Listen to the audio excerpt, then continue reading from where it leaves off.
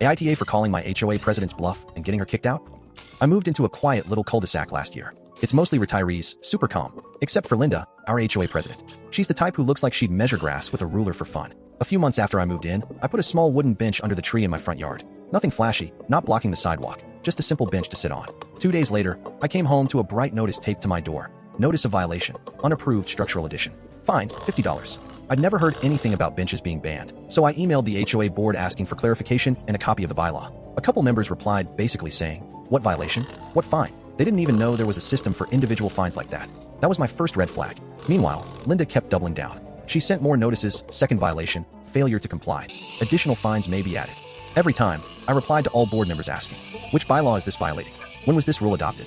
Please provide documentation."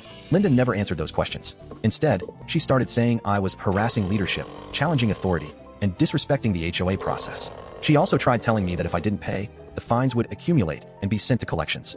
At that point, I decided to stop arguing and just keep everything in writing. I saved every email and every notice. Last week, the HOA announced a special meeting to address ongoing member challenges. I showed up with a folder of every notice Linda had ever given me. Turns out, several neighbors brought their own stacks too. The board started asking questions. Who approved these fines? Where's this money going? Answer: Linda had been making up violations and treating the fees as her own administrative compensation. The board was horrified. By the end of the meeting, she was removed as president. Now she's telling everyone I'm the reason she lost her position and that I humiliated her. A few older neighbors say I stirred up drama and should have just let it go. I don't think I'm in the wrong. I didn't scream, threaten, or insult her. I just kept asking for the rules in writing until the truth came out.